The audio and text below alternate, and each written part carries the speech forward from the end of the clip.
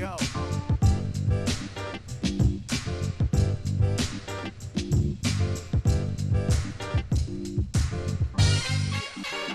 Floor. Nothing personal word of the day. How was everyone's weekend? It's Monday, February 15th, President's Day. But here at Nothing Personal, of course, we've got a show for you because how can you get through a weekend? Every weekend, Coke and I are in touch. There's so much going on. We can't wait to get to Monday. It's not a holiday here. No chance. The word of the day is floor because that is the big talk in Major League Baseball right now. Salary floor, salary cap, the Los Angeles Dodgers, the Pittsburgh Pirates. I want to give you some context to talk about how teams are put together, when teams decide what to spend, when teams decide what not to spend, when teams are okay going over the luxury tax threshold, and when teams put up the blue-checked flag like they're in the Daytona 500 before spring training even starts. Because this week, we made it. Coke, I think we're going to lose the weight to see. Hard to believe. We're not taking the loss yet because I have not seen a team report. But spring training is starting this week. No delay. Forget the fact that no one can get a vaccine. 5 hours on the website looking for a place. Come on. Let's be better. So here's the question about floors and salary floors, because so many people, so many fans, so many people in the media, they argue that they want their team to spend more money. When teams sign players, fans get excited. When payrolls go up, fans get excited. When teams don't perform the way fans want them to perform, and players are then traded or released, fans get upset. Why are you trading this guy? It happened with the Rockies. How could you be trading Nolan Arenado? Well, we're not winning with him. We might as well not win without him. That's just business, right? Trade Giancarlo Stanton. How could you do that? Well, we're not winning with him. Might as well not win without him. So then you say to yourselves, wait a minute, this isn't fair. How can we be in a division with Los Angeles Dodgers? How can we compete with a team whose payroll is approaching $260 million? Our team only has a payroll of 40, 50, 55. The Dodgers' payroll this year will be the highest in baseball. The Dodgers' payroll will be the highest in baseball by an amount larger than the payroll of almost the bottom five, of any team in the bottom five. I mean, you've got Pittsburgh, Baltimore. Did I ever tell you the Baltimore story, Coca? I got a quick side Baltimore story. I'm looking at their payroll this year. They're projected to be around $45 million. In 1993, that is 28 years ago. 28, when Jeffrey Loria almost bought the Baltimore Orioles from the bankruptcy court when the owner, Eli Jacobs, had gone bankrupt and Peter Angelos ended up getting the team.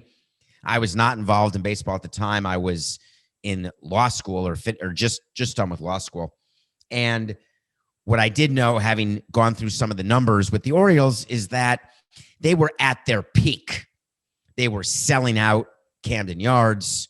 They were locked into a TV deal.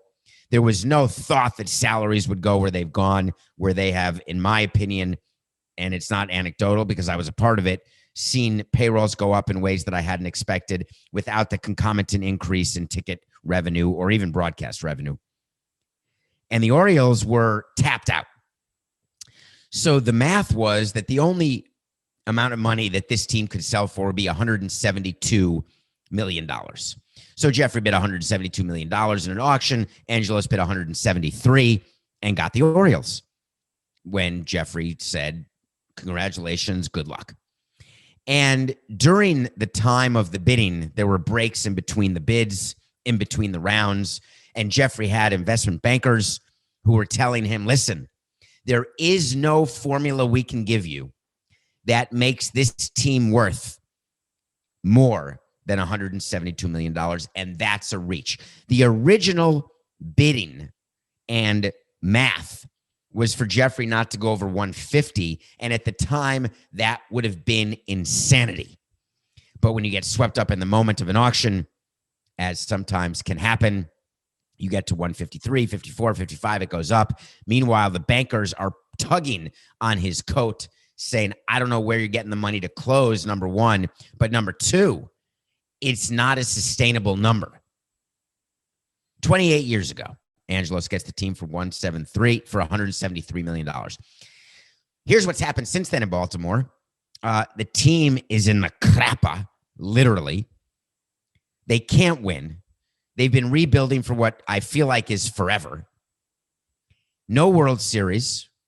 I'm not even sure they've won a pennant, Coca, since 93. I'm not even sure the number of times this is going to make Coca crazy on a holiday Monday morning, because we didn't talk about it in the pre-show or any part of preparation. How many times have the Orioles made the playoffs since 1993? If you had to guess.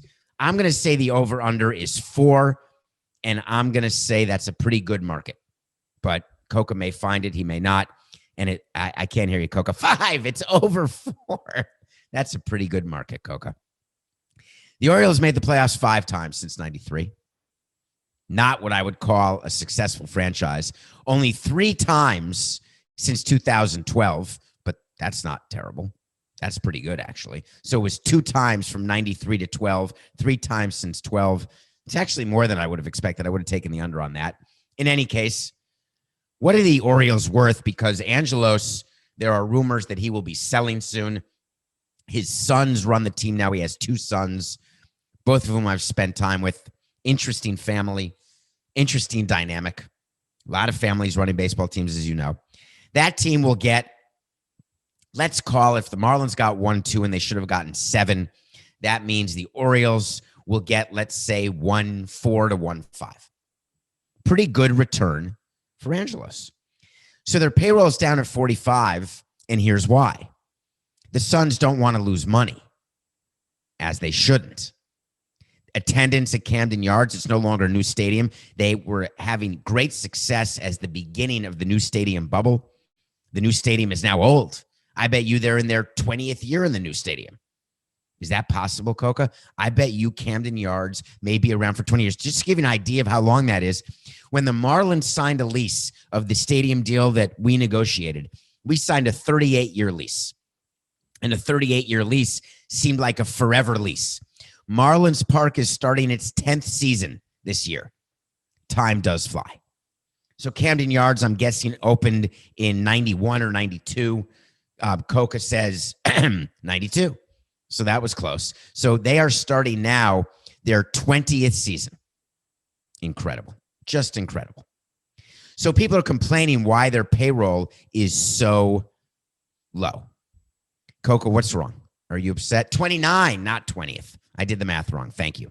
Wait, 92, 02, 12, 29 years Camden Yards has been around. Not 19. Thank you, Coca. It's a holiday. For crying out loud, you know I love you. It's a little Meatloaf. Meatloaf, Mom. Meatloaf. I love Meatloaf. Is that one of the best? Bat Out of Hell for me is in the top 5 in terms of every track on the album is perfect. You don't skip any. Breakfast in America is a good one with Supertramp. There's another one. I can't think of it right now, but those are 2 right now where every song is good. Anyway, so the Orioles have no payroll because they have no money. The stadium is old. They're going to have to start thinking about a new stadium. If that were Marlins Park, they'd only have 9 years left before that's the end of Camden Yards. That is mind-blowing. Literally, I may need a break right now, Coca. My mind is blown. So the question that people have been asking publicly and privately is it bad for baseball to have teams like the Orioles and the Pirates at 40 million, 45 million, when you've got teams like the Dodgers at 100, at 250 million or more? And the answer to me, and this is not owner slanted or management slanted, the answer is no. And here's why Coca and I disagree. The difference between then and now is the level of smarts that comes with analytics and the lack of delusion that many teams have today in short supply. Let me make that a little more clear. For purposes of clarity, teams know more today whether or not they're good. And they don't dream of being good when they know they can't be good. They make sure that they take advantage of their window when they have a chance to be good, and they keep money available for in-season additions at the deadline. But they don't trick themselves into thinking they're good when they're not, because they don't want to lose money on a year-to-year basis. Now you add COVID to that. You add the losses that were incurred last year, the losses that will certainly be incurred this year, and teams are acting rationally. Why aren't cruise ships in the water right now? Because no one would be on them. Why are there so few flights a day between pick two cities, LA and New York? Why? Because people aren't on them.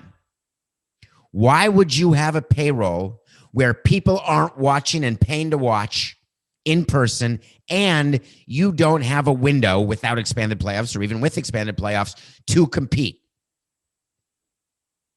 And I'm not saying, and being inconsistent from the nothing personal last week when we talked about projections, and I told you that teams don't pay attention to outside projections. They don't. They pay attention to their own inside projections.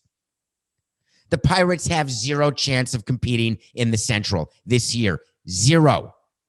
The Orioles have zero chance of competing in the East. And you're going to say to me, which Coca did, if they spent money, they could compete. Just spend money. You're right.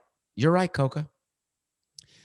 Owners should be forced to lose money for the possible chance that they can compete every single year. And we should put a floor in to guarantee it. Okay. Well, do you know why there's no floor in Major League Baseball, Coca? Because there's no cap. The union has been offered a salary cap every year I was in baseball. Give us a hard cap. And they say no. The rule is, when you are going to have a hard cap, there's a dancing partner to a hard cap, and that's a hard floor. Owners are reluctant to have a floor, but they would do it for a cap. But the union didn't pay attention many, many years ago, and they allowed something called the competitive balance tax. And if we've learned something here on Nothing Personal, we've learned the competitive balance tax, more times than not, serves as a cap. The Dodgers are willing to go over it now because the Dodgers already know they'll be under it next year.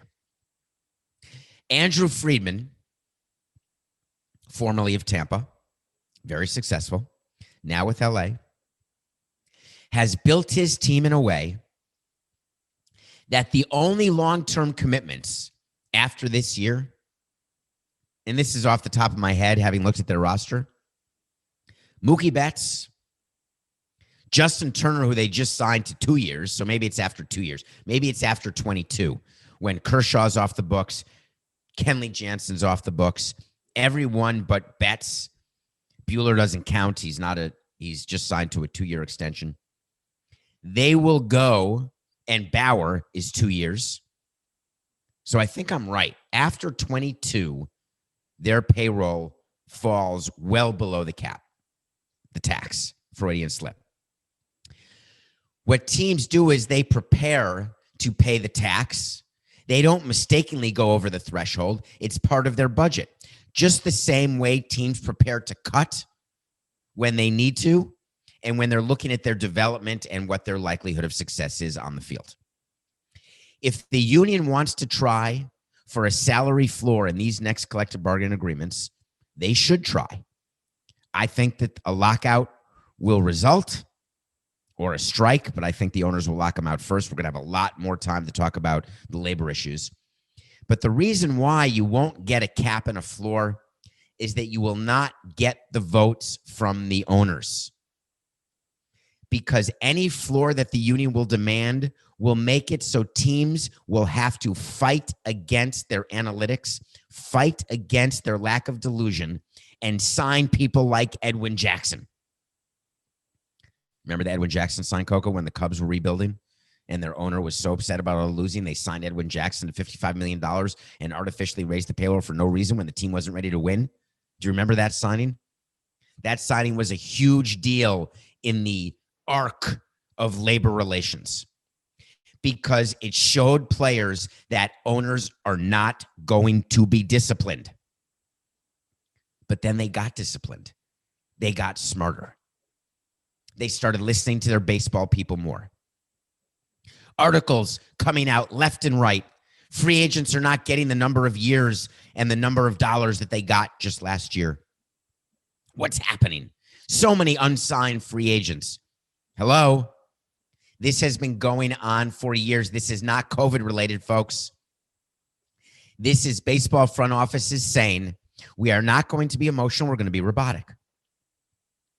We are not going to sign players for more than they're worth when we've got replacements for those players who will, wait for it, outperform their contract. That is what's happening in baseball. If you don't like it as a fan, I don't want to be mean to fans because I'm not. Fans make the world go round. I want to be a fan again one day if I can. I'd love to be a fan. One of my New Year's, I was going to say All-Star. One of my New Year's resolutions was to go to a major league game this year. Finally. Haven't been to one since my last game in 2017, October 2017. I want to be a fan. It's not that I'm too smart to be a fan, and it's not that some fans are too dumb to be fans. We're all the same. We are emotional when we're fans. We want our team to win always. It's not realistic. Love the front of the jersey, not the back. Hope for the miracle. Hope to be the one team that somehow, some way outperforms. Yeah, it's not going to happen. What happens when owners get emotional? Nothing good.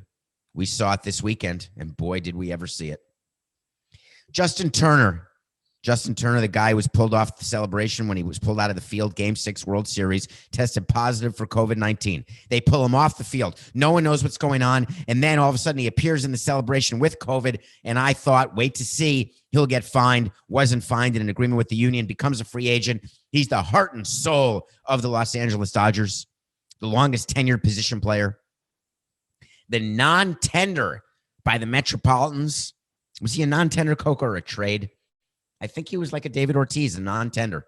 I think Justin Turner has been non-tendered. Anyway, Clayton Kershaw and Kenley Jansen have been around longer. Justin Turner, the third longest tenured Dodger. Part of this amazing 8-year streak of 1 World Series and 8 division titles in a row. Free agent. He was coming off a deal, by the way. He got $64 million for 4 years from the Dodgers. Do you remember that? 64 for 4. Well, 4 years have passed. He's 36 years old. In today's baseball, 36-year-old players, by definition, are not, what's the right way to say this, Coco? They've lost their ability to perform like they're a 70-year-old man. There are exceptions. Sometimes you can use medicine. But the general rule is, without help, it's not going to go well. But the Dodgers were in a position where they had to bring Justin Turner back. Don't think I was smart by tweeting out that Turner was going to be a Dodger. Everyone knew Turner was going to be a Dodger. The Brewers offered him apparently the same terms, maybe even a shtuck more than the Dodgers did. Of course, he was going back to the Dodgers. That's his legacy. I love Milwaukee. I tweeted that. I do. It's got a warm place in my heart. I was born there, family there, went to camp there, everything. I'm just went to college in Wisconsin. If you're Justin Turner at 36 years old and you are offered a raise from your $16 million annual value that you got for 4 years and you're 36 and you had, you're an okay third baseman, an okay performer, a superb clubhouse presence, but okay on the field, and you get a guaranteed $17 million for 2 more years, and you get to stay in LA? I was critical of the Lakers back in the day. I don't remember whether it was on Nothing Personal. I don't think it could have been. I think it was well before it. And I've talked about the pillow contract that the Lakers gave to Kobe when he wasn't able to perform at that level, and it hurt the Lakers. Teams have a hard time.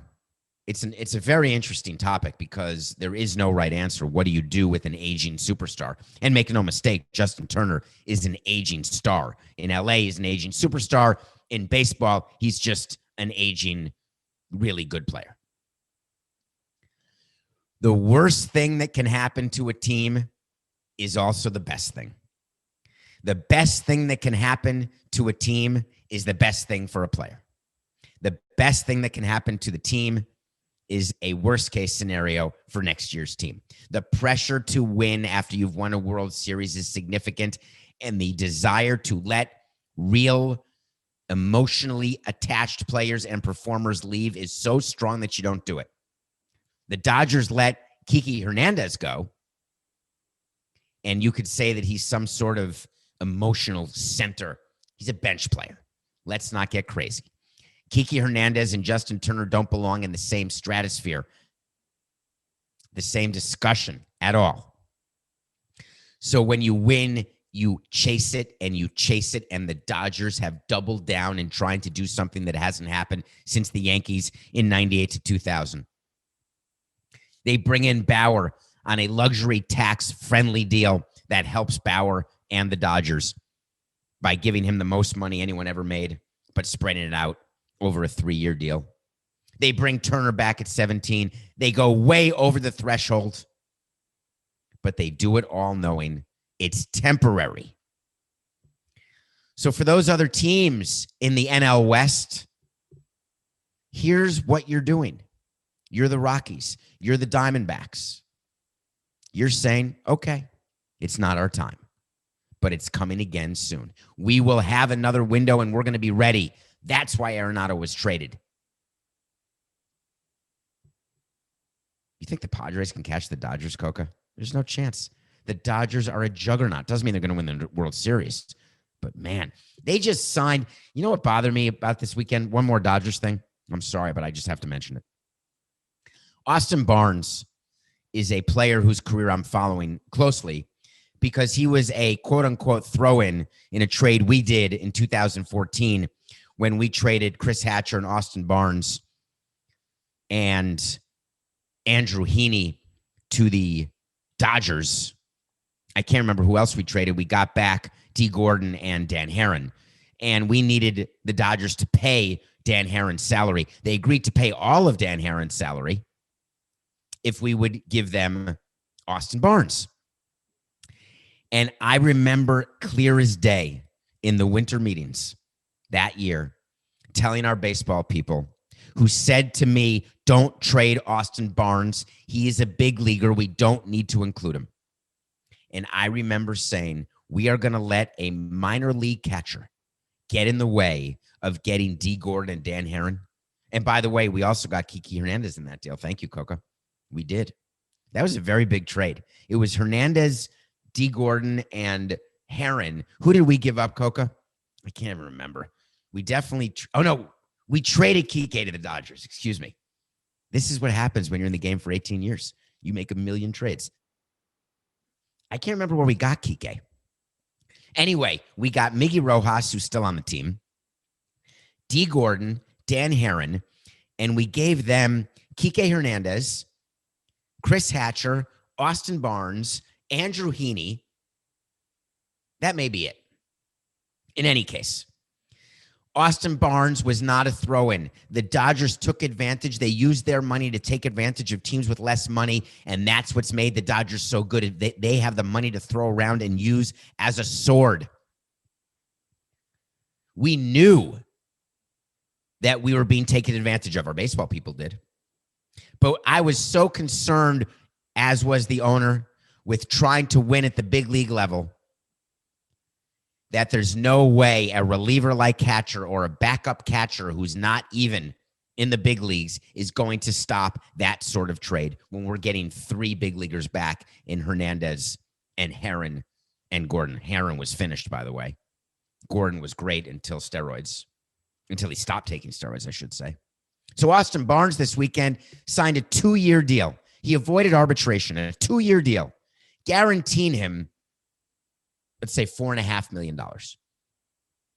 The rate for backup catchers, when the union complains to you, and this is a little sort of management slanted comment, but when the union says that there's been no upward mobility in salaries, maybe at the high end, they're wrong. Trevor Bauer just got $40 million a year. At the low end, they're wrong. It used to be the minimum salary was $220 grand, $180 grand, $70 grand. Now it's $600 grand.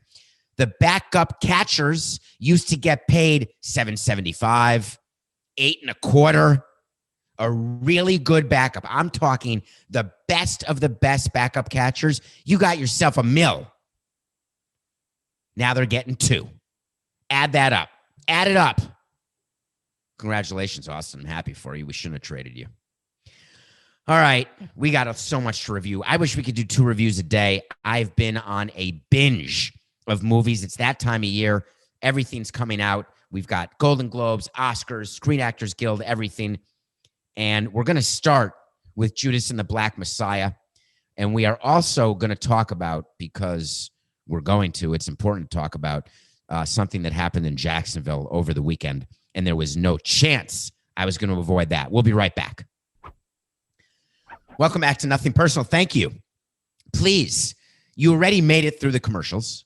Please download, subscribe, Nothing Personal, but tell your friends about it. We're on YouTube, Nothing Personal with David Samson. I've got a background here, but there may be times when the background's different. Spoiler alert, there may be times when the background is different. What does that mean? Wait to see. Part of Nothing Personal is we watch a movie every day. I've been doing that for 19 years. No, I'm just kidding. 29 years. If you are retending, if you have good retention on Nothing Personal and you've listened to the whole show, you'll get exactly what that means. If you just turned it on now, you have no idea what I'm talking about. Camden Yards, 29 years old. Holy crap. So I watched Judas and the Black Messiah. Daniel Kaluuya from Get Out. Lakeith Stanfield from Get Out are the stars. True story about the head of the Chicago chapter of the Black Panthers. His name is Fred Hampton. The guy from Breaking Bad and El Camino, and who was in that movie this year with, Coca. I want to say it was a Charlie Kaufman movie, and it's about everything, or it's Let's Talk About Something. Anyway, his name is Jesse Plemons. He plays an FBI agent. Lakeith Stanfield plays a character named Bill O'Neill, a small-time criminal. I'm thinking of ending things. Thank you, Coca. You are on it. You are locked in, baby. Locked in. He's got 20 tabs open, 4 screens, 2 soundboards, and a player to be named later. I shouldn't be joking right now because Judas and the Black Messiah is no joke. Here's the story. Fred Hampton runs the Chicago chapter of the Black Panthers. The Black Panthers, back in the late 60s, were a radical organization that favored violence and killing the police. You could argue that in our history, in our country, there have been many different groups of people who have favored killing those in charge, trying to overcome their oppression. I'm not opining on that. I am opining on killing innocent people. I am opining on violence and war as a way to solve conflict, though it's the oldest way to solve conflict in history. There's war. That's what there is. That's what you do. When you don't agree with someone's religion, or you want their land or their property or their people, all right, we're going to kill you. Nice. By the way, we started that with the Native Americans. So this movie is misleading, and it's misleading in a very significant way. Do you know how old Fred Hampton was? Spoiler alert, when he got assassinated? 21. How old's Daniel Kaluuya, Coca? I'll bet you $1 he's not 21. He doesn't even look 21. He's a decade older. How old is Lakeith Stanfield? Is he 20? The FBI got Lakeith Stanfield, Bill O'Neill, to become an informant because he didn't want to go to prison. So he works, he's 29 years old in real life. Lakeith, Bill O'Neill was 17, 18, 19, 20 when he died. These were kids that the FBI took advantage of, put them into the Black Panthers, and ended up assassinating Fred Hampton. Literally assassinating him after he had been drugged and was sleeping. I'm not spoiling the movie because that's not the point of the movie. The point of the movie is for you to watch it and for you to decide whether or not what the FBI did was right, whether or not what the Black Panthers did was right, and then third, finally, and most importantly, how do we stop this from happening again? That's all I was thinking for the entire 2-hour movie. What do we do so movies like this, movies like Mississippi Burning, don't have to be made anymore because there are no historical events that would lead to it? Is it possible? Am I dreaming? Do you know Bill O'Neill, the FBI informant who was part of the assassination of Fred Hampton? Do you know what happened to him at the end of his life? Well, I'd like you to watch the movie because I'm not going to spoil that part. It is mind-boggling and incredibly not surprising how it all ends. It's called Judas and the Black Messiah. I would say that Daniel Kaluuya got nominated for supporting actor. There's a song that got nominated, did not get nominated for Best Picture, not get nominated for Best Director. I agree with that. The movie itself was choppy. The movie itself was inconsistent, but the movie itself is important. Judas and the Black Messiah, HBO Max. Nothing personal pick of the day. Anyone remember Friday? Because I do. What was the game? It was the game of the night. Jazz Bucks, best team in the West, best team in the NBA, against a team I picked to win the finals amongst the best teams in the East. For whatever reason, the Jazz were only giving 1.5, which makes no sense at all. So we took them. We're now 19-16. They won 129-115. If you're not a Jazz lever, I've been to Utah. Has anyone actually seen Jazz in Utah? Do you know why they're called the Utah Jazz? Back in my day, there was a team in New Orleans, not called the Pelicans. They were called the New Orleans Jazz. Now, there is Jazz in New Orleans. That sort of makes sense. But then they moved to Utah, and they never renamed them. I've never been to a Jazz club in Utah. Anyway, the Jazz are the best team in basketball. We're 19-16. There's a game tonight where the line is just off. The Clippers are giving 5.5 to the Heat. I think that line represents the Clippers of last year playing the Heat of last year, when the Heat were in the finals and the Clippers disintegrated in the playoffs under former coach Doc Rivers. There's a new sheriff in town, and his name is Ty Lue, and the Clippers have found a way. I was going to say Paul Pierce. It's not Paul Pierce. It's Paul George and Kawhi Leonard are better as a Super 2 than Jimmy Butler and Hero, Jimmy Butler and Max, Jimmy Butler and Bam, Goran, any of them. It's just, there's something wrong, which worries me, actually. We're taking the Clippers 5.5 over the Heat. Okay, wait to see. We got to catch up on a couple things. So, wait to see is when we tell you something's going to happen. We keep track of every wait to see. This is like the 310th episode of Nothing Personal, not counting bonus episodes or sit downs. It's sort of the 310th episode like this, where we just turn on the camera, turn on the microphone, and we just go for 45 minutes. And then we post it to you. And then you tell me when I'm wrong, when I'm right. Wait to see. One thing about Nothing Personal, we give you no BS. We talk about what's trending. We talk about what's interesting to me, to you, entertainment, sports, politics, not just a baseball podcast, but we're thankfully number one on Spotify. Number one baseball podcast. But we do more.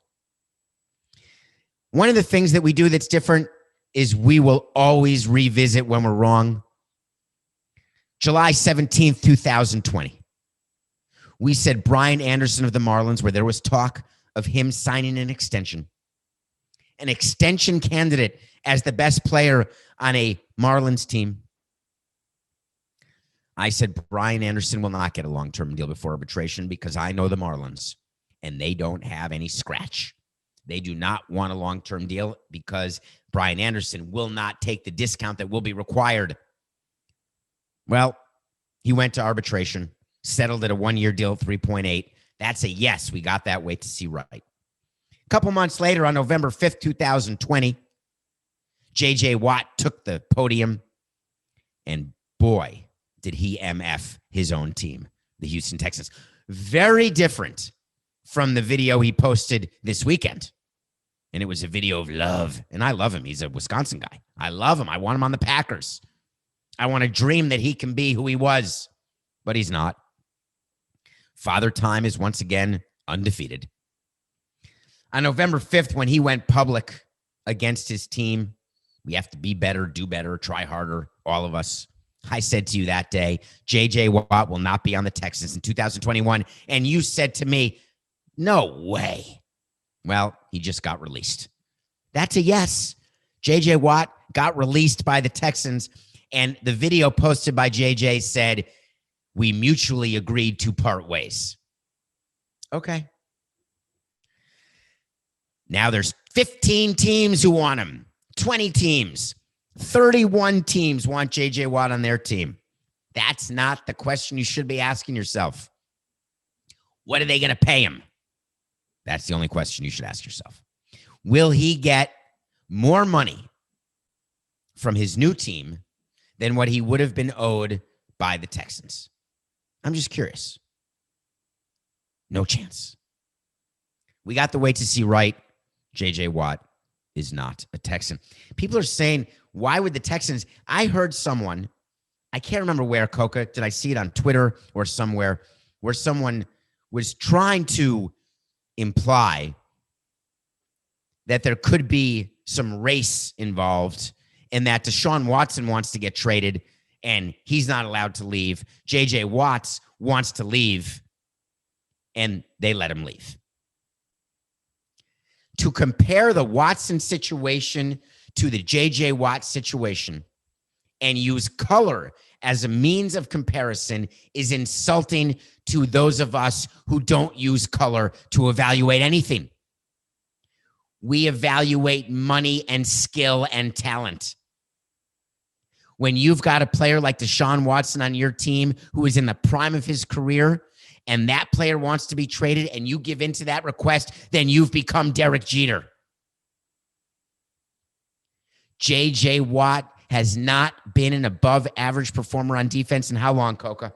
Am I wrong? You're the football guy. How long? Is it 2 years? 3 years? You don't trade Watson if you're the Texans, and you do release J.J. Watt, period. As much as it hurts. He is the franchise. All right, what's our wait to see today? We're going to go back to the Dodgers. Can we do that, Coca? So I don't know whether it was this weekend. I think we talked about it on last week's show or the week before. I can't remember what. And by the way, for a bonus, I got to show you something on the show. Go to YouTube and subscribe. And if we got to get to 2,000 subscribers. Once we get to 2,000 subscribers, the first subscriber after that, who then tells me what this is going to get a piece of memorabilia.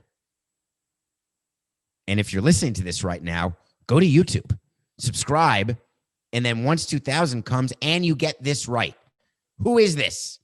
Who is this? Hello. And it's not Wilson. So we talked about Walker Buehler. He signed the 2-year deal to avoid arbitration. He's in the same rotation. People were saying, how could he only make $4 million when Trevor Bauer's making $40 million? I hear you. Except Trevor Bauer's a free agent. He's earned that right. Walker Buehler has not. Here's the wait to see. And it's going to be tough for the Dodgers to hear this. I think this is going to be right.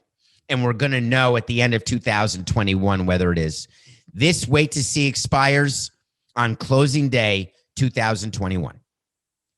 Walker Buehler will have a better season than Trevor Bauer, measuring it the old-fashioned way. More wins and a lower ERA.